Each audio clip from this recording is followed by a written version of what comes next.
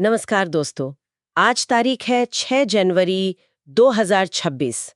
आज के अखबारों में जो सबसे ज़रूरी बातें हैं वो सब लेकर आए हैं हम आपके अपने चैनल सुन लो यूपीएससी पर। अब चाहे द हिंदू हो, इंडियन एक्सप्रेस हो या सरकारी वेबसाइट, हमने सब छान मारा है और लाए हैं सिर्फ वो बातें जो यूपीएससी एग्जाम के लिए वाकई काम आने वाली हैं। सो सिट बैक, रिलैक्स और सुनो वो एनालिसिस जो तुम्हारे मेंस और प्रीलिम्स दोनों में फर्क डाल देगा। ये है तुम्हारा डेली लर्निंग डोज, आसान जुबान में फुल एक्सप्लेनेशन के साथ। आज की जो ज्यादातर बड़ी खबरें हैं उनमें एक कॉमन थीम दिख रहा है, संतुलन, बैलेंस। कहीं धर्म और कानून के बीच तो कहीं आर्थिक जरूरतों और राष्ट्रीय सुरक्षा के बीच। तो चलिए इसी थीम को ध्यान में रखते हुए शुरू करते हैं आज के सबसे महत्वपूर्ण विषयों के साथ।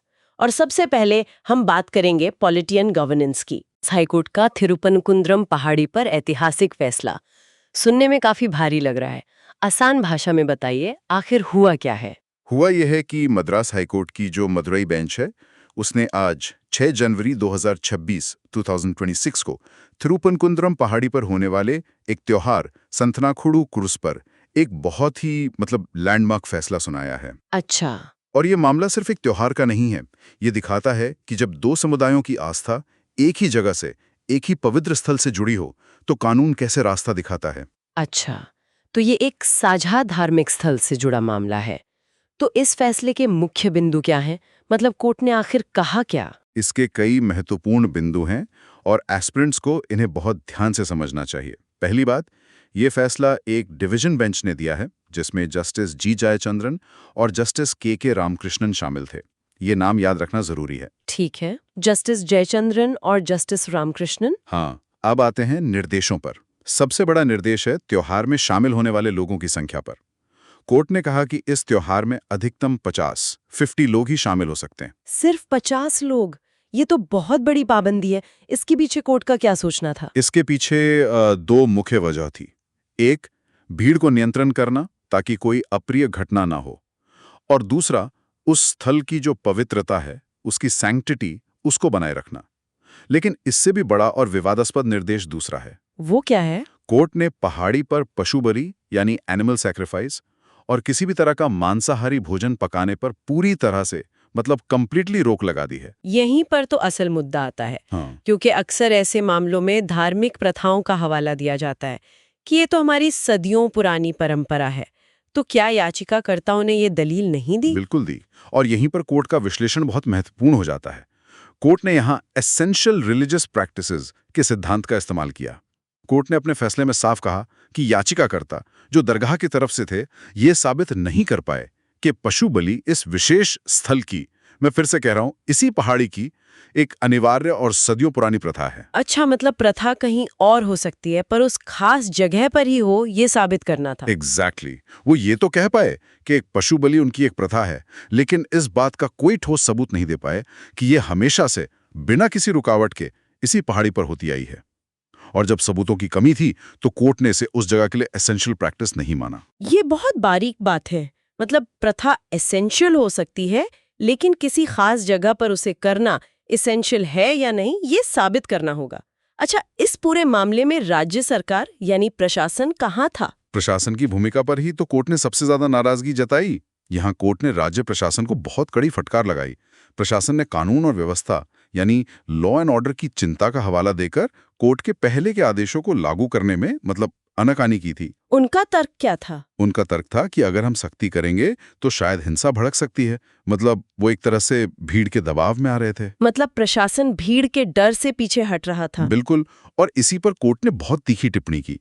कोर्ट ने प्रशासन के इस तर्क को कर्तव्य से बचने का एक बहाना या अंग्रेजी में अ कन्वीनियंट फिग लीफ कहा। कोर्ट का संदेश बिल्कुल साफ था, भीड़ की हिंसा का डर कानून को लागू न करने का बहाना नहीं हो सकता। रूल ऑफ लॉ को हर हालत में बनाए रखना एग्जीक्यूटिव की जिम्मेदारी है। ये तो जुडिशरी की तरफ से एग्जीक्यूटिव को एक बहुत बड़ा और कड़ा संदेश है।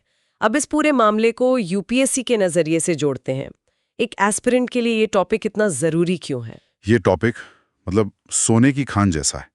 जीएस पेपर 2 में ये सीधे इंडियन कॉन्स्टिट्यूशन, जुडिशरी के कामकाज और सेपरेशन ऑफ पावर से जुड़ता है। इसमें धर्मनिरपेक्षता यानी सेक्युलरिज्म का एंगल भी है। और प्रीलिम्स के लिए?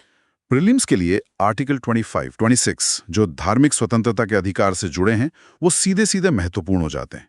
और साथ ही आर्टिकल 226 जिसके तहत हाई कोर्ट अपनी रिट जुरिस्डिक्शन का इस्तेमाल करता है, वो भी प्रासंगिक है। और मेंस के लिए वहां इसका इस्तेमाल कैसे हो सकता है? मेंस के लिए तो ये एक परफेक्ट केस स्टडी है। पहला, धार्मिक स्वतंत्रता बनाम सार्वजनिक व्यवस्था, religious freedom versus public order का क्लासिक टकराव। हमारा संविधान धर्म की आजादी देता है, लेकिन ये आजादी असीमित नहीं है। हाँ, ये पब्लिक ऑर्डर, मोरालिटी और हेल्थ के अधीन है। बिल्कुल, ये फैसला इसी संतुलन को दिखाता है। दूसरा, एसेंशियल रिलीजियस प्रैक्टिसेस का सिद्धांत जो हर दूसरे तीसरे साल किसी न किसी रूप में खबरों में रहता है। और तीसरा, जुडिशियल एक्टिविज्म और एडमिनिस्ट्रेटिव अकाउंटेबिलिटी का मुद्दा, यानी न्यायपालिका कब और क्यों प्रशासन के काम में दखल देती है। इस विवाद की जड़ क्या है?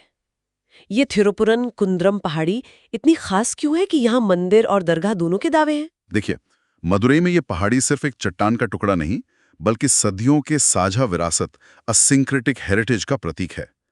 पहाड़ी के नीचे भगवान मुरुगन को समर्पित सुब्रमण्यम स्वामी मंदिर है, जो उनके 6 सबसे पवित्र निवासों अरूपदेवीडू में से एक है। और दरगाह? और उसी पहाड़ी के ऊपर संत सिकंदर बहादुर की दरगाह है। सदियों से दोनों समुदाय वहां अपनी अपनी आस्था का पालन शांति से करते आए हैं। ये भारत की गंगा जमुनी तहजीब का एक जीता जागा उदाहरण है। तो फिर ये विवाद शुरू कैसे हुआ, जब सब कुछ ठीक चल रहा था? विवाद तब शुरू हुआ जब दरगाह द्वारा आयोजित उर्स त्योहार का दायरा और उसमें होने वाली प्रथाओं को लेकर सवाल उठे। हिंदू याचिकाकर्ताओं का तर्क था कि पूरी पहाड़ी कानूनी तौर पर मंदिर की संपत्ति है और पशु बलि जैसी प्रथाएं मंदिर की आगमिक परंपराओं, यानी जो शास्त्रों के अनुसार हों, उनका उल्लंघन करती हैं। इससे स्थल की पवित्रता भंग होती है, ये उनका पॉइंट था। वहीं दरगाह ट्रस्टियों का दावा था कि ये उनकी सदियों पुरानी प्रथा है और उन्हें ऐसे करने का पूरा अधिकार है। आपने कुछ महत्वपूर्ण कॉन्सेप्ट्स का जिक्र किया था। एसेंशियल रिलीजियस प्रैक्टिसेस टेस्ट को थोड़ा और विस्तार से समझाइए। ये आखिर है क्या और आया कहाँ से? ये सुप्रीम कोर्ट द्वारा विकसित एक न्यायिक सिद्धांत है। इसकी जड़ें 1954 के शिरूर मठ मामले में मिलती हैं। इस सिद्धांत के तहत कोर्ट ये तय करता है कि किसी धर्म की कौन सी प्रथाएं उसके लिए इतनी आवश्यक हैं, मतलब इतनी फंडामेंटल हैं कि उनके बिना उस धर्म का स्वरूप ही बदल जाएगा। अच्छा। सिर्फ ऐसी ही एसेंशियल प्रथाओं को आर्टिकल 25 के तहत संवैधानिक संरक्षण मिलता है। बाकी प्रथाओं को सरकार सार्वजनिक व्यवस्था के लिए रेगुलेट कर सकती है। इसका कोई और उदाहरण दे सकते हैं? जरूर। जैसे सबरीमाला मामले में कोर्ट ने देखा कि महिलाओं के प्रवेश पर रोक क्या एसेंशियल प्रैक्टिस है, या 3 तलाक के मामले में इस केस में कोर्ट ने ये नहीं कहा कि पशु बलि इस्लाम की एसेंशियल प्रैक्टिस है या नहीं। हाँ, ये बहुत जरूरी पॉइंट है। उन्होंने सिर्फ ये देखा कि क्या इस विशेष स्थल पर पशु बलि करना उस दरगाह की एक अनिवार्य प्रथा है, और इसका जवाब सबूतों के अभाव में नहीं था। और एक और कानूनी शब्द आपने इस्तेमाल किया था, रेस जुडिकाटा। इसका क्या मतलब है? रेस जुडिकाटा एक लैटिन कहावत है जिसका मतलब है एक मामला जिस पर फैसला हो चुका है। ये कानूनी सिद्धांत है जो कहता है कि अगर किसी मामले पर एक सक्षम अदालत ने अंतिम फैसला दे दिया है तो उन्हीं पार्टियों के बीच उसी मुद्दे पर दोबारा मुकदमा नहीं चलाया जा सकता। मतलब to bring finality to litigation. बिल्कुल। इसे डबल जेपर्डी के सिविल संस्करण जैसा समझ सकते हैं। इसका मकसद मुकदमों को एक अंतिम रूप देना है ताकि एक ही केस बार बार ना चलता रहे। तो अगर हम मेंस के लिए इसका एक फाइनल विश्लेषण करें तो धर्म में न्यायिक हस्तक्षेप पर यह फैसला क्या कहता है? ये फैसला 2-3 बड़ी बातें कहता है। पहला, ये न्यायपालिका की उस बढ़ती भूमिका को दिखाता है जहां वो धार्मिक प्रथाओं को संविधान की कसौटी पर परख रही है, खासकर जब वे सार्वजनिक व्यवस्था या दूसरे समुदायों के अधिकारों से टकराती हैं। मतलब कोर्ट धर्म को खत्म नहीं कर रहा, बल्कि संविधान के दायरे में उसकी व्याख्या कर रहा है। एग्जैक्टली। दूसरा, ये रूल ऑफ लॉ यानी कानून के शासन को सबसे ऊपर रखता है। कोर्ट ने साफ किया कि राज्य भीड़ के दबाव या हिंसा के डर से अपने संवैधानिक कर्तव्य से पीछे नहीं हट सकता। और भारतीय धर्मनिरपेक्षता के बारे में ये फैसला क्या बताता है? ये फैसला भारतीय धर्मनिरपेक्षता के यूनिक मॉडल को बहुत अच्छे से समझाता है। हाँ। हमारा सेक्युलरिज्म पश्चिमी देशों की तरह धर्म और राज्य के बीच एक दीवार नहीं बनाता। हम प्रिंसिपल डिस्टेंस यानी सैद्धांतिक दूरी का पालन करते हैं। मतलब जहां जरूरी हो वहां राज्य हस्तक्षेप कर सकता है। हाँ, राज्य सभी धर्मों का सम्मान करता है, लेकिन व्यवस्था बनाए रखने और सुधार के लिए हस्तक्षेप भी कर सकता है। इस मामले में कोर्ट ने त्योहार को पूरी तरह से बैन नहीं किया। जो दरगाह के अधिकार का सम्मान है, लेकिन उन प्रथाओं पर रोक लगा दी जो मंदिर की भावनाओं को आहत कर सकती थीं। ये एक संतुलन बनाने का एक बेहतरीन प्रयास है। तो संक्षेप में इस फैसले का दूरगामी प्रभाव क्या होगा? प्रशासनिक स्तर पर तमिलनाडु में पुलिस और कलेक्टर अब कानून और व्यवस्था का बहाना बनाकर अदालती आदेशों की अवहेलना करने से पहले सोचेंगे। ये एक प्रेसिडेंट सेट करता है। हाँ। और सामाजिक स्तर पर यह धार्मिक रूप से संवेदनशील साझा स्थलों पर प्रथाओं को रेगुलेट करने के लिए एक कानूनी मिसाल कायम करता है। ठीक है, तो ये थी धर्म और कानून के बीच संतुलन की बात। अब चलते हैं एक दूसरी तरह के संतुलन की ओर, आर्थिक जरूरतें और राष्ट्रीय सुरक्षा। पॉलिटी एंड गवर्नेंस का हमारा दूसरा टॉपिक भारत चीन संबंधों से जुड़ा है। ये नया ई-4 वीजा सिस्टम क्या है? ये एक बहुत बड़ा पॉलिसी शिफ्ट है जिसे बहुत ध्यान से समझने की जरूरत है। भारत सरकार ने चीनी नागरिकों के लिए एक नई वीजा सब कैटेगरी शुरू की है जिसका नाम है ई प्रोडक्शन इन्वेस्टमेंट बिजनेस वीजा, या शॉर्ट में EB4 वीजा। इसमें ई का मतलब इलेक्ट्रॉनिक होगा, ये तो साफ है, लेकिन ये सामान्य बिजनेस वीजा से अलग कैसे है? ये बहुत स्पेसिफिक है। ये वीजा सिर्फ उन चीनी तकनीकी विशेषज्ञों यानी टेक्निकल एक्सपर्ट्स के लिए है जो भारत में किसी फैक्ट्री में मशीनरी की स्थापना, इंस्टॉलेशन, कमिश्निंग यानी चालू करना, गुणवत्ता जांच, क्वालिटी चेक्स और उत्पादन बढ़ाने जैसे कामों के लिए आते हैं। अच्छा, तो ये टूरिस्ट या जनरल मीटिंग्स के लिए नहीं है? नहीं, ये सीधे सीधे भारत के मैन्युफैक्चरिंग सेक्टर को सपोर्ट करने के लिए है। और इसकी प्रक्रिया में क्या खास है? प्रक्रिया में दो बड़ी बातें हैं। पहली, ये पूरी तरह से डिजिटल है। आवेदन नेशनल सिंगल विंडो सिस्टम यानी NSWS के माध्यम से होता है। इसका मतलब है कि चीनी इंजीनियर को बीजिंग या शंघाई में भारतीय दूतावास के चक्कर काटने की जरूरत नहीं है। और दूसरी बात? दूसरी बात, इससे समय की बहुत बचत होगी। बताया जा रहा है कि प्रोसेसिंग का समय, जो पहले कई महीने तक खिंच जाता था, वो अब घटकर सिर्फ 45 से 50 दिन रह गया है। एक मिनट, लेकिन ये तो थोड़ा चौंकाने वाला है। एक तरफ सीमा पर चीन के साथ हमारा इतना तनाव है और दूसरी तरफ हम उनके लिए वीजा प्रक्रिया आसान बना रहे हैं। सरकार को अचानक ही कदम उठाने की जरूरत क्यों पड़ी? आपका सवाल बिल्कुल सही है और यही इस खबर का क्रक्स है। इसकी जड़ें 2020 यानी 2020 के गलवान घाटी संघर्ष में हैं। उस घटना के बाद भारत ने अपनी FDI पॉलिसी में एक बड़ा बदलाव किया था, जिसे प्रेस नोट 3 2020 कहा जाता है। हाँ, मुझे याद है। इसके तहत चीन से आने वाली निवेश पर स्क्रूटनी बढ़ा दी गई थी। बिल्कुल। भारत के साथ भूमि सीमा साझा करने वाले देश, जिसका मुख्य निशाना चीन ही था, से आने वाले किसी भी निवेश के लिए सरकारी मंजूरी अनिवार्य कर दी गई थी। साथ ही वीजा नियमों को भी बहुत सख्त कर दिया गया था। तो इस सख्ती का नतीजा क्या हुआ? हमारी अर्थव्यवस्था पर उसका क्या असर पड़ा? नतीजा ये हुआ कि भारत की महत्वाकांक्षी प्रोडक्शन लिंक्ड इंसेंटिव PLI योजनाएं अटकने लगी। खासकर इलेक्ट्रॉनिक्स, सोलर पैनल्स और टेक्सटाइल जैसे क्षेत्रों में हमारी फैक्ट्रियां चीन से आयातित एडवांस्ड मशीनरी पर बहुत ज्यादा निर्भर हैं। तो मशीनें आ गईं लेकिन चलाने वाले लोग नहीं आ पाए। एग्जैक्टली। हुआ ये कि अरबों की मशीनें भारत आ गईं, लेकिन उन्हें इंस्टॉल और चलाने वाले चीनी इंजीनियर नहीं आ पा रहे थे। इससे हमारा मेक इन इंडिया का लक्ष्य प्रभावित हो रहा था। ये एक बड़ा बॉटलनेक बन गया था। अच्छा, तो ये E4 वीजा उसी बॉटलनेक को दूर करने का एक उपाय है? बिल्कुल। इसे UPSC के नजरिए से कैसे देखें? ये JS पेपर 2 इंटरनेशनल रिलेशंस के लिए, खास तौर पर इंडिया चाइना रिलेशंस के लिए अत्यंत महत्वपूर्ण है। साथ ही ये JS पेपर 3 इकोनॉमी से भी जुड़ता है, क्योंकि इसका सीधा संबंध हमारी PLI स्कीम्स और ईज ऑफ डूइंग बिजनेस से है। ये एक ऐसा कदम है जिसके आर्थिक और रणनीतिक दोनों पहलू हैं। अब आते हैं मेंस के विश्लेषण पर। ये कदम भारत की चीन नीति के बारे में क्या बताता है?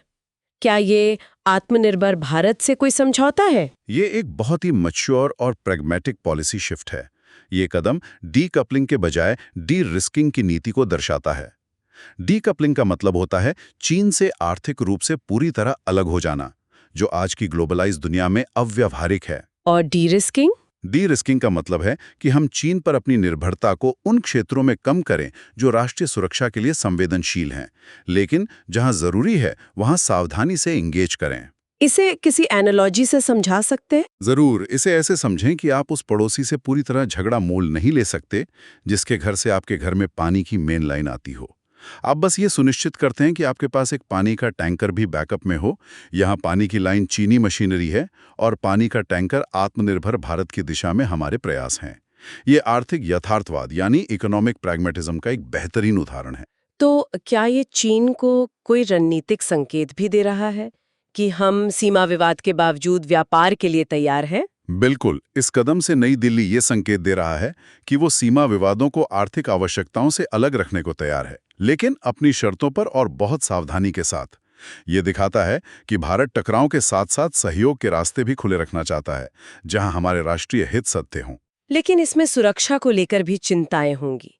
क्या सरकार ने कोई उपाय किए हैं? ऐसा तो नहीं कि इस आसानी का गलत फायदा उठाया जा सकता है? सरकार ने इसका ध्यान रखा है। प्रक्रिया को अभी भी टाइटली कंट्रोल किया गया है। वीजा के लिए स्पॉन्सरशिप लेटर भारतीय कंपनी द्वारा NSWS पोर्टल के माध्यम से जनरेट होता है।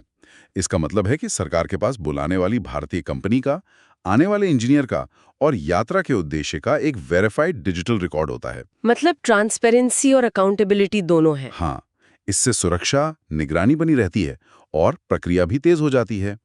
ये एफिशिएंसी और सिक्योरिटी के बीच एक संतुलन है। तो अंत में इस कदम के प्रभाव क्या होंगे? शॉर्ट टर्म और लॉन्ग टर्म। शॉर्ट टर्म प्रभाव तो तत्काल है।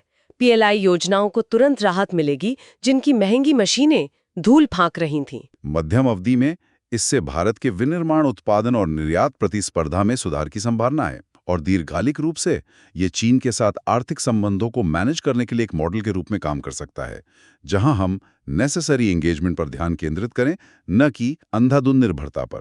हाँ, ये भारत के लिए एक ऐतिहासिक उपलब्धि है। केंद्रीय कृषि मंत्री शिवराज सिंह चौहान ने आज घोषणा की है कि भारत आधिकारिक तौर पर चीन को पछाड़कर दुनिया का सबसे बड़ा चावल उत्पादक देश बन गया है। ये तो वाकई बहुत बड़ी खबर है। आंकड़े क्या कहते हैं? हमारे और चीन के उत्पादन में कितना फर्क है? आंकड़े बहुत महत्वपूर्ण हैं और इन्हें याद रखना चाहिए। फसल वर्ष 2024-25 2024-25 में भारत का चावल उत्पादन रहा 150.18 मिलियन टन। 150.18 million ton. हाँ, मैं दोहराता हूं, 150.18 मिलियन टन। वहीं चीन का उत्पादन रहा 145.28 मिलियन टन। ये एक निर्णायक बढ़त है। इस बड़ी घोषणा के साथ और क्या हुआ? क्या कोई और भी पॉलिसी अनाउंसमेंट हुई? हाँ, इस ऐतिहासिक घोषणा के साथ मंत्री ने 25 विभिन्न फसलों के लिए 184 यानी 184 नई उच्च उपज और जलवायु लचीली यानी क्लाइमेट रेजिलिएंट बीज किस्में भी जारी की। इनमें बायोफोर्टिफाइड अनाज और BT कॉटन भी शामिल हैं, जो भारतीय कृषि के भविष्य की दिशा तय करेंगे। लेकिन ये तो एक तरह की दुविधा है ना? एक तरफ हम चावल में नंबर 1 बनने का जश्न मना रहे हैं, जिसकी खेती में बहुत पानी लगता है, और दूसरी तरफ हम क्लाइमेट रेजिलिएंट किस्मों की बात कर रहे हैं। आपने बिल्कुल सही नस पकड़ी है, और यही इस टॉपिक का मेंस पर्सपेक्टिव है। GS पेपर 3 एग्रीकल्चर के लिए ये कोर टॉपिक है। ये खाद्य सुरक्षा, फूड सिक्योरिटी, बफर स्टॉक और टेक्नोलॉजी मिशन जैसे विषयों से सीधे जुड़ता है। और मेंस के लिए? मेंस के लिए सबसे महत्वपूर्ण एंगल है अधिकता का विरोधाभास यानी पैराडॉक्स ऑफ प्लेंटी। इसका मतलब है कि हमने उत्पादन का पहाड़ तो खड़ा कर दिया, लेकिन क्या इसकी पारिस्थितिकी कीमत, इसकी इकोलॉजिकल कॉस्ट चुकाने के लिए हम तैयार हैं? शुरू होती है। उस समय गेहूं और चावल की हाई यील्डिंग वैरायटीज पर ध्यान केंद्रित किया गया, खासकर पंजाब, हरियाणा और पश्चिमी यूपी में। हाँ, वो तो हम सब जानते हैं। लेकिन असली गेम चेंजर हाल के वर्षों में सरकार द्वारा शुरू की गई bringing green revolution to eastern India BGREI योजना रही है। इस योजना ने बिहार, पश्चिम बंगाल, ओडिशा और छत्तीसगढ़ जैसे राज्यों में उत्पादकता बढ़ाई। ये पूर्वी भारत का उदय है, जिसने हमें चीन से आगे निकलने में मदद की। आपने कुछ कॉन्सेप्ट्स का जिक्र किया, जैसे बायोफोर्टिफिकेशन। ये क्या होता है? बायोफोर्टिफिकेशन का मतलब है कि पारंपरिक ब्रीडिंग तकनीकों का उपयोग करके फसलों का पोषण मूल्य यानी न्यूट्रिशनल वैल्यू बढ़ाना। जैसे चावल की ऐसी किस्में बनाना जिसमें आयरन और जिंक की मात्रा ज्यादा हो। ये भारत में हिडन हंगर यानी सूक्ष्म पोषक तत्वों की कमी या कुपोषण की समस्या से लड़ने में मदद करेगा। मतलब ये सिर्फ पेट भरने की नहीं, बल्कि पोषण देने की बात है। बिल्कुल। और BT कॉटन, ये तो हमेशा चर्चा में रहता है। BT कॉटन एक आनुवंशिक रूप से संशोधित यानी जेनेटिकली मॉडिफाइड कपास है। इसमें एक बैक्टीरिया बैसिलस thuringiensis का जीन डाला जाता है, जो एक ऐसा प्रोटीन पैदा करता है जो बॉलवर्म जैसे कीड़ों के लिए जहरीला होता है। इससे कीटनाशकों का उपयोग कम हो जाता है, किसानों का खर्च बचता है और पर्यावरण को भी कम नुकसान होता है। सही। आज 24 नई कपास किस्में जारी की गईं, जिनमें से 22 BT प्रकार की हैं। जो दिखाता है कि सरकार इस तकनीक पर भरोसा कर रही है। अब वापस उस पैराडॉक्स ऑफ प्लेंटी पर आते हैं। मात्रा में तो ये एक शानदार जीत है, लेकिन इसकी पारिस्थितिक चेतावनी क्या है? चेतावनी बहुत गंभीर है।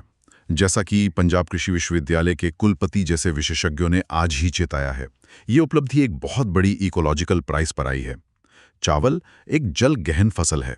आपको जानकर हैरानी होगी कि 1 किलो चावल उगाने में औसतन 3000 से 5000 लीटर पानी लगता है। 5000 लीटर?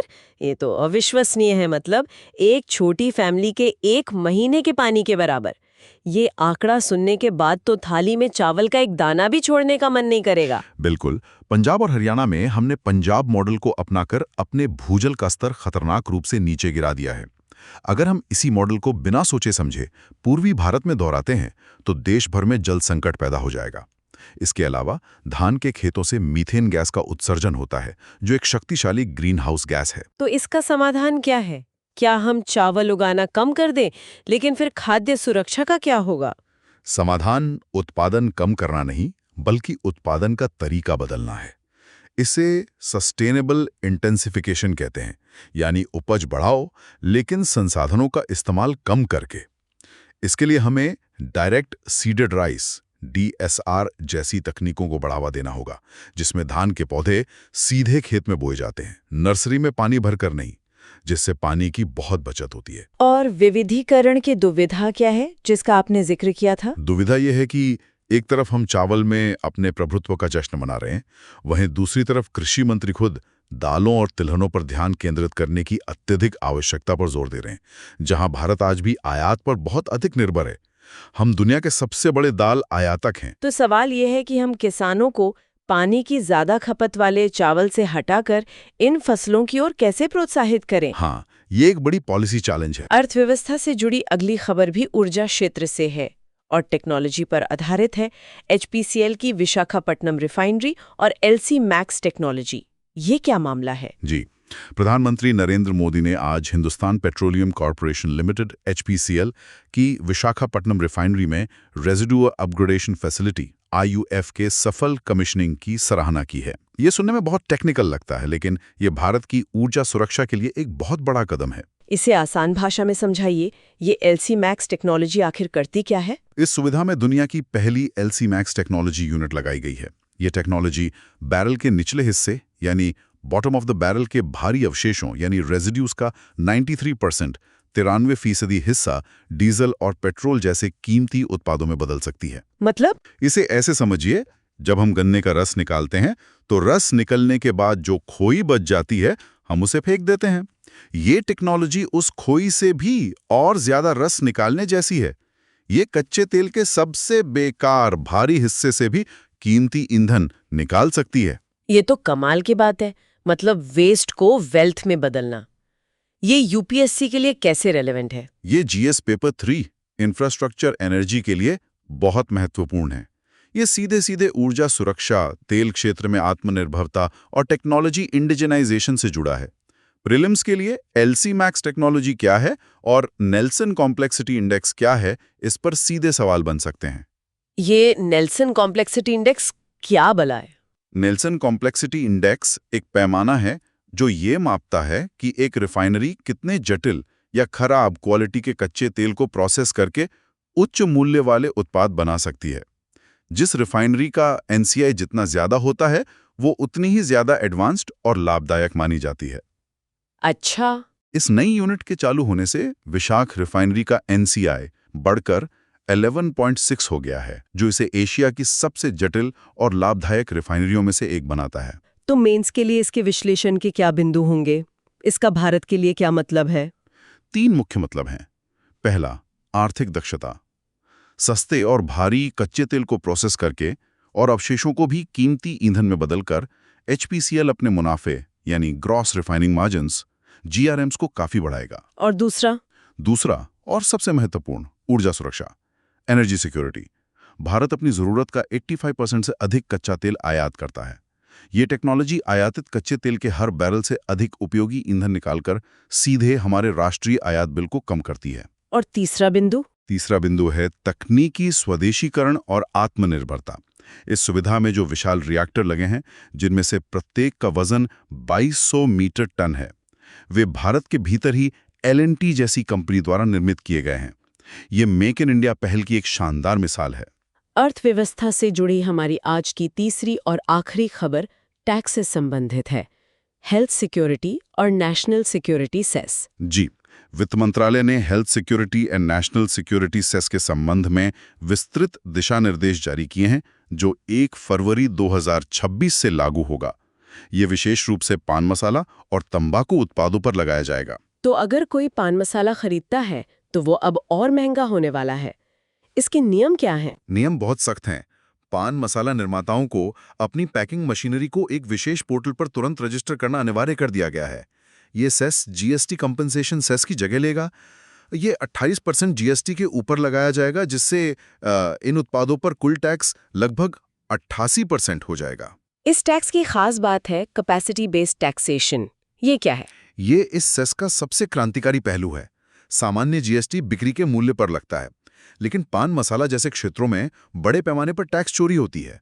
इससे निपटने के लिए ये सेस बिक्री पर आधारित नहीं है, बल्कि मशीनों की उत्पादन क्षमता पर आधारित है। मतलब टैक्स इस बात पर लगेगा कि आपकी फैक्ट्री में कितनी पैकिंग मशीनें हैं और उनकी गति क्या है, चाहे आप बिक्री कितनी भी दिखाएं। बिल्कुल, इसका मकसद टैक्स चोरी को असंभव बनाना है। ये तो बहुत स्मार्ट तरीका है। लेकिन इसका एक और पहलू है फिस्कल फेडरलिज्म, यानी केंद्र राज्य के वित्तीय संबंध। उस पर इसका क्या असर पड़ेगा? ये सबसे महत्वपूर्ण बिंदु है। जीएसटी कॉम्पेंसेशन सेस से होने वाली आय राज्यों को जाती थी, लेकिन ये नया national security and health cess एक केंद्रीय सेस है। संविधान के अनुसार सेस से होने वाली आय डिविजिबल पूल ऑफ टैक्सेस का हिस्सा नहीं होती है। इसका सीधा मतलब है कि इस टैक्स का सारा पैसा केंद्र की जेब में जाएगा, राज्यों को इसमें से हिस्सा नहीं मिलेगा। हाँ, इससे सेंटर और स्टेट के बीच पैसे का संतुलन बिगड़ सकता है। अब रुख करते हैं अंतर्राष्ट्रीय संबंधों की ओर। पहली बड़ी खबर भारत जर्मनी रणनीतिक साझेदारी से जुड़ी है। जी, जर्मनी के नए चांसलर फ्रेडरिक मर्ज 12 और 13 जनवरी 2026 को भारत की अपनी पहली आधिकारिक यात्रा पर आ रहे हैं। ये एक बहुत ही महत्वपूर्ण यात्रा है। वो नई दिल्ली के अलावा अहमदाबाद और बेंगलुरु का भी दौरा करेंगे। इस यात्रा का मुख्य एजेंडा क्या है? किन बातों पर फोकस रहेगा? एजेंडा बहुत साफ है। दोनों देश अपनी 25 साल की रणनीतिक साझेदारी की समीक्षा करेंगे, लेकिन मुख्य फोकस 3 चीजों पर होगा। पहला, प्रोजेक्ट 75I सबमरीन डील। दूसरा, ग्रीन हाइड्रोजन रोड मैप। और तीसरा, व्यापार और निवेश। इस यात्रा में एक शब्द बार बार आ रहा है, ज़ाइटनवेंडे। ये क्या है? ज़ाइटनवेंडे एक जर्मन शब्द है, जिसका अर्थ है टर्निंग पॉइंट या एक युग का अंत। रूस यूक्रेन युद्ध के बाद जर्मनी ने अपनी विदेश नीति में इस ऐतिहासिक बदलाव की घोषणा की थी। इसके तहत जर्मनी ने दशकों से चली आ रही अपनी शांतिवादी नीति पैसिफिस्ट स्टैंस को छोड़ा, अपना रक्षा खर्च बढ़ाया और इंडो पैसिफिक में भारत जैसे नए रणनीतिक साझेदार खोजने शुरू किए। तो फ्रेडरिक मर्ज की ये यात्रा उसी बदली हुई नीति का प्रतीक है। बिल्कुल।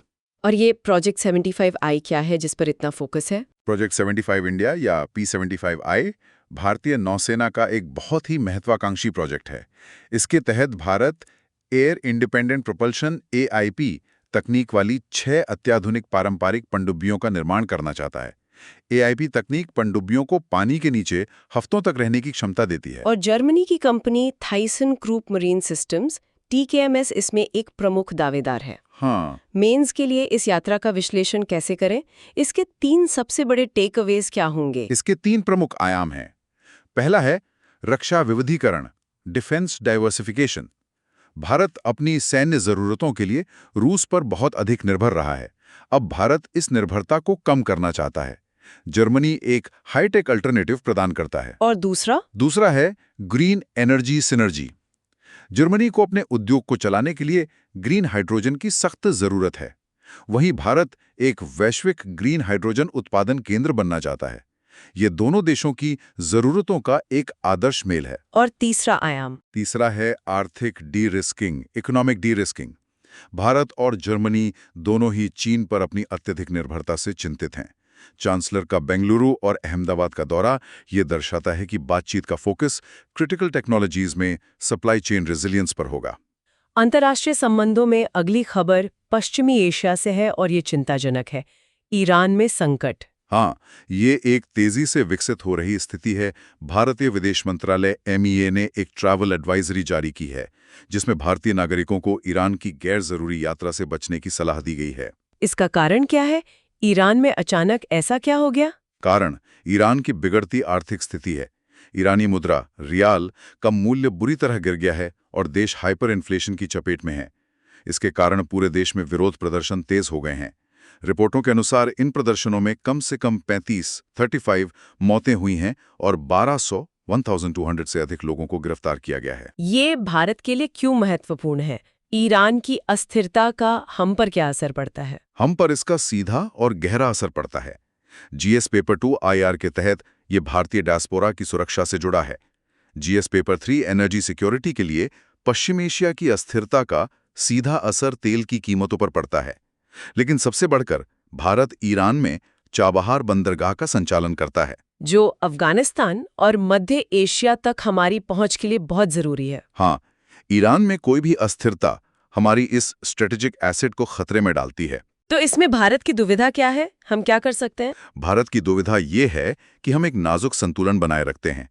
एक तरफ ईरान के साथ हमारे रणनीतिक हित हैं और दूसरी तरफ हम अमेरिका के एक प्रमुख रणनीतिक साझेदार हैं जिसने ईरान पर प्रतिबंध लगा रखे हैं। एक अस्थिर ईरान भारत के ऊर्जा मार्गों और मध्य एशिया के प्रवेश द्वार दोनों को बाधित करता है। अब बात करते हैं हमारे एक और पड़ोसी देश बांग्लादेश की, जहां से भी अस्थिरता की खबरें हैं। जी, बांग्लादेश में आज 2 घटनाएं सामने आई हैं जो भारत के लिए चिंता का विषय हैं। पहली, जेसोर जिले में एक प्रमुख हिंदू व्यवसायी और अखबार के संपादक राणा प्रताप बैरागी की गोली मारकर हत्या कर दी गई। और दूसरी घटना कूटनीतिक स्तर पर है। बांग्लादेश सरकार ने इंडियन प्रीमियर लीग IPL के प्रसारण पर प्रतिबंध लगा दिया है। इसका कारण ये बताया गया है कि एक भारतीय IPL टीम द्वारा एक बांग्लादेशी खिलाड़ी को टीम से बाहर करने से जनता की भावनाएं आहत हुई हैं। ये दोनों घटनाएं अलग अलग लगती हैं, लेकिन भारत के लिए इनके क्या मायने हैं? ये सीधे तौर पर GS पेपर 2 IR के टॉपिक भारत और उसके पड़ोस संबंध से जुड़ता है। पहली घटना यानी अल्पसंख्यकों को निशाना बनाना भारत पर सीधा असर डालती है। इससे पश्चिम बंगाल और असम जैसे सीमावर्ती राज्यों पर शरणार्थी दबाव बढ़ सकता है। और IPL पर प्रतिबंध? IPL पर प्रतिबंध ये दिखाता है कि बांग्लादेश में भारत के खिलाफ जनता की भावनाएं सख्त हो रही हैं। स्पोर्ट्स डिप्लोमेसी का टूटना दोनों देशों के बीच संबंधों में बढ़ती जटिलता का संकेत है। ठीक है, अब हम अगले सेगमेंट की ओर बढ़ते हैं, एनवायरनमेंट एंड इकोलॉजी। और यहाँ एक बहुत ही दुखद खबर है। हाँ, ये खबर पर्यावरण और हमारी अपनी नैतिकता दोनों पर गंभीर सवाल खड़ी करती है। हर्पेटोलॉजी नोट्स नामक एक वैज्ञानिक जर्नल में प्रकाशित एक अध्ययन ने पुष्टि की है कि केरल के मथिकेतन शोला नेशनल पार्क से गैलेक्सी फ्रॉग मेलानोबट्राचुलस इंडिकस के 7 व्यक्ति गायब हो गए हैं, जिन्हें अब मृत मान लिया गया है। गैलेक्सी फ्रॉग, नाम तो बड़ा सुंदर है। इसके गायब होने का कारण क्या बताया गया है? कारण बहुत ही शर्मनाक है। अध्ययन ने इसका दोष सीधे तौर पर वन्यजीव फोटोग्राफरों के अनैतिक व्यवहार को दिया है।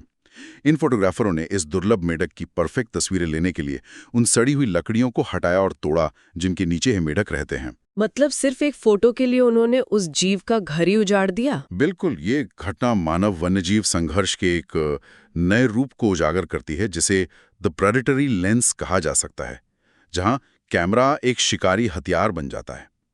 इको टूरिज्म जब अनियंत्रित और अनैतिक हो जाता है तो वो खुद एक खतरा बन जाता है। ये गैलेक्सी फ्रॉग इतना खास क्यों है? गैलेक्सी फ्रॉग दक्षिणी पश्चिमी घाट की एक स्थानिक प्रजाति, एंडेमिक स्पीशीज है। मतलब ये दुनिया में और कहीं नहीं पाया जाता। ये एक एज प्रजाति भी है, यानी एवोल्यूशनरली डिस्टिंक्ट एंड ग्लोबली एंडेंजर्ड। इसकी IUCN स्थिति वल्नरेबल है। तो क्या हमारी नीतियों में कोई कमी है? क्या ऐसे फोटोग्राफरों को रोकने के लिए कोई कानून नहीं है? कमी है। भारत का वन्यजीव संरक्षण अधिनियम 1972 अवैध शिकार यानी पोचिंग पर बहुत अधिक ध्यान केंद्रित करता है। लेकिन फोटोग्राफी के कारण होने वाली अशांति या डिस्टर्बेंस के बारे में प्रावधान बहुत अस्पष्ट हैं। अब चलते हैं security and disaster management segment पर। खबर जापान से है। जी, पश्चिमी जापान के शिमाने प्रांत में 6.2 तीव्रता का एक शक्तिशाली भूकंप आया है। 6.2 तो काफी तेज होता है। क्या इससे कोई बड़ा नुकसान हुआ है? सुनामी का कोई खतरा? सौभाग्य से भूकंप का ऊपरी केंद्र एपिसेंटर अंतर्देशीय था, यानी जमीन पर, समुद्र में नहीं। इसलिए सुनामी की कोई चेतावनी जारी नहीं की गई। जापान मौसम विज्ञान एजेंसी JMA ने यह भी पुष्टि की है कि पास में स्थित शिमाने न्यूक्लियर पावर प्लांट पूरी तरह से सुरक्षित है। इस खबर से भारत के लिए क्या सीख है? सबसे बड़ी सीख है आपदा लचीलापन, डिजास्टर रेजिलियंस। ये तथ्य कि 6.2 तीव्रता के भूकंप से न्यूनतम क्षति हुई, ये जापान के सख्त बिल्डिंग कोड, सार्वजनिक जागरूकता और अत्याधुनिक प्रारंभिक चेतावनी प्रणालियों की प्रभावशीलता को उजागर करता है। ये भारत के अपने भूकंपीय क्षेत्रों, विशेष रूप से हिमालयी क्षेत्र के लिए एक बहुत महत्वपूर्ण सबक है। चलिए अब बात करते हैं साइंस एंड टेक्नोलॉजी की। जी।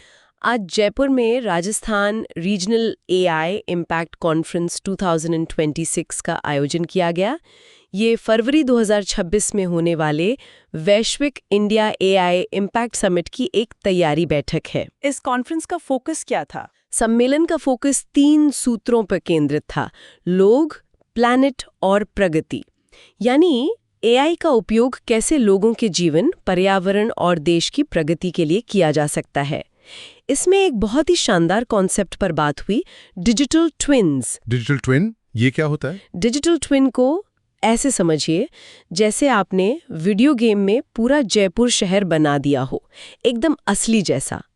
अब अगर आपको कोई नया फ्लाईओवर बनाना है तो असली में लाखों करोड़ खर्च करने से पहले आप उसे उस वीडियो गेम वाले शहर में बनाकर देख सकते हैं कि कहीं ट्रैफिक जैम तो नहीं लग जाएगा। ये तो भविष्य की तकनीक है। और मानव पूंजी यानी ह्यूमन कैपिटल के बारे में क्या बात हुई? ये एक बहुत ही महत्वपूर्ण बिंदु था। चर्चा का फोकस इस बात पर था कि भारत के AI कार्यबल को बैक ऑफिस सपोर्ट की भूमिका से निकालकर IP क्रिएटर्स यानी इंटेलेक्चुअल प्रॉपर्टी क्रिएटर्स में कैसे बदला जाए। मतलब हम सिर्फ AI का उपयोग न करें बल्कि नई AI तकनीक और प्रोडक्ट्स का आविष्कार करें। अब हम एक विशेष सेगमेंट पर आते हैं, सोशल जस्टिस। हम आज की खबरों को सामाजिक न्याय के दृष्टिकोण से देखेंगे। जी, पहला लिंक है बांग्लादेश में अल्पसंख्यक अधिकारों का हनन। हमने जैसौर में हिंदू व्यवसायी राणा प्रताप बैरागी की हत्या की खबर पर चर्चा की। सामाजिक न्याय के दृष्टिकोण से ये घटना दिखाती है कि पड़ोसी देशों में अल्पसंख्यकों के अधिकार भारत की विदेश नीति और आंतरिक स्थिरता दोनों के लिए कितने महत्वपूर्ण हैं। दूसरा लिंक न्याय तक पहुंच से जुड़ा है। हाँ, एक अन्य खबर में सुप्रीम कोर्ट ने UAPA मामले में कथित मास्टरमाइंड को जमानत देने से इनकार कर दिया, जबकि फुट सोल्जर्स को 5 साल की कैद के बाद जमानत दे दी। सामाजिक न्याय के दृष्टिकोण से यह मामला सजा के रूप में प्रक्रिया, प्रोसेस एज पनिशमेंट की अवधारणा पर प्रकाश डालता है। और तीसरा लिंक सिन गुड्स पर टैक्स और सार्वजनिक स्वास्थ्य से है। जी, हमने पान मसाला और तंबाकू पर नए हेल्थ सिक्योरिटी और नेशनल सिक्योरिटी सेस के बारे में बात की। सामाजिक न्याय के दृष्टिकोण से ऐसे उत्पादों पर उच्च कर लगाना एक प्रतिगामी उपाय हो सकता है, लेकिन इसका दूसरा पहलू यह है कि इस सेस से होने वाली आय का उपयोग सार्वजनिक स्वास्थ्य सेवाओं को बेहतर बनाने के लिए किया जा सकता है, जो अंततः गरीबों को ही सबसे ज्यादा लाभ पहुंचाता है। बहुत ही महत्वपूर्ण लिंकेज है ये। अब समय है प्रीलिम्स फैक्ट्स का, यानी प्रारंभिक परीक्षा के लिए कुछ त्वरित तथ्य। पहला, EB4 वीजा। ये चीनी तकनीशियनों के लिए एक डिजिटल वीजा है जो उत्पादन और स्थापना कार्यों के लिए है। इसे national single window system NSWS के माध्यम से संसाधित किया जाता है। दूसरा, सूर्यास्त्र। ये भारत का पहला स्वदेशी यूनिवर्सल रॉकेट लॉन्चर है जिसकी रेंज 150 से 300 किलोमीटर है। इसमें हमारा तकनीकी साझेदार इजराइल की कंपनी एल्बिट सिस्टम्स हैं। तीसरा, गैलेक्सी फ्रॉग। ये पश्चिमी घाट का स्थानिक है। इसकी IUCN स्थिति वल्नरेबल है और ये सड़ी हुई लकड़ियों के नीचे रहता है। चौथा तथ्य, LC मैक्स। ये भारी कच्चे तेल के अवशेषों को डीजल और पेट्रोल में बदलने की एक उन्नत तकनीक है। इसे HPCL द्वारा विशाखापत्तनम रिफाइनरी में उपयोग किया गया है। पांचवा, नेशनल सिक्योरिटी सेस। ये पान मसाला और तंबाकू पर एक नया सेस है जो 1 फरवरी 2026 से प्रभावी होगा। ये मशीन की क्षमता पर लगाया जाता है, न कि टर्नओवर पर। छठा तथ्य, तिरुप्परन कुंद्रम। ये भगवान मुर्गन का एक निवास स्थान अरूपदैवडु है। यहाँ सिकंदर बादुशाह दरगाह भी स्थित है जो इसे एक साझा विरासत स्थल बनाता है। और सातवां, सकट चौथ। ये माघ महीने में मनाए जाने वाला एक त्योहार है। इसमें तिल का उपयोग करके गणेश जी और चंद्रमा की पूजा की जाती है। अब समय है मेंस प्रैक्टिस क्वेश्चंस का। आज का पहला प्रश्न जीएस पेपर 2 पॉलिटी से है। प्रश्न है, धार्मिक रिवाज और सार्वजनिक व्यवस्था के बीच तनाव भारतीय धर्मनिरपेक्षता में एक आवर्ती विषय है। थिरुप्परन कुंद्रम पहाड़ी त्योहार पर हाल के मद्रास उच्च न्यायालय के फैसले के संदर्भ में इस पर चर्चा करें। न्यायपालिका आवश्यक धार्मिक प्रथाओं को प्रशासनिक कर्तव्यों के साथ कैसे संतुलित करती है? ये 250 शब्दों में 15 अंकों के लिए है। इस उत्तर की रूपरेखा क्या होनी चाहिए? सबसे पहले परिचय में 6 जनवरी के मद्रास हाईकोर्ट के फैसले का सीधा हवाला दें। मुख्य भाग बॉडी में 3 बिंदु होने चाहिए। पहला, आवश्यक धार्मिक प्रथाओं के सिद्धांत को समझाएं। दूसरा, प्रशासनिक विफलता पर प्रकाश डालें। तीसरा, भारतीय धर्मनिरपेक्षता के प्रिंसिपल डिस्टेंस वाले मॉडल पर चर्चा करें। अंत में निष्कर्ष में लिखें कि न्यायपालिका एक सुधारात्मक भूमिका निभाती है, लेकिन उसे धर्म में अत्यधिक सुधार करने से सावधान रहना चाहिए। और दूसरा प्रश्न जीएस पेपर 3 एग्रीकल्चर से है। प्रश्न है, भारत चीन को पछाड़कर दुनिया का सबसे बड़ा चावल उत्पादक बन गया है। इस मील के पत्थर के पारिस्थितिक और आर्थिक प्रभावों का समालोचनात्मक विश्लेषण करें। ये 150 शब्दों में 10 अंकों के लिए है। इसकी रूपरेखा कैसी होगी? परिचय में 150.18 मीट्रिक टन उत्पादन के मील के पत्थर का उल्लेख करें। मुख्य भाग को 2 हिस्सों में बांटें। पहले आर्थिक प्रभाव बताएं, दूसरे पारिस्थितिक प्रभाव बताएं। अंत में आगे की राह वे फॉरवर्ड में फसल विविधीकरण और डायरेक्ट सीडेड राइस DSR जैसी टिकाऊ तकनीकों को बढ़ावा देने का सुझाव दें। चलिए अब आज की चर्चा पर आधारित कुछ सवालों के साथ अपनी समझ को परखते हैं। क्विज का समय है। पहला प्रश्न। प्रश्न 1, भारत द्वारा शुरू किए गए E4 वीजा के संदर्भ में निम्नलिखित कथनों पर विचार करें। 1, यह सभी G20 देशों के नागरिकों के लिए उपलब्ध है। 2, इसका उद्देश्य विनिर्माण उपकरणों की स्थापना और कमीशनिंग के लिए विदेशी पेशेवरों के प्रवेश की सुविधा प्रदान करना है। 3, आवेदन को national single window system NSWS के माध्यम से संसाधित किया जाता है। उपरोक्त में से कौन सा से कथन सही है? A, केवल 1, B, केवल 2 और 3, C, केवल 1 और 3, D, 1, 2 और 3। इसका सही उत्तर है बी, केवल 2 और 3। बिल्कुल सही।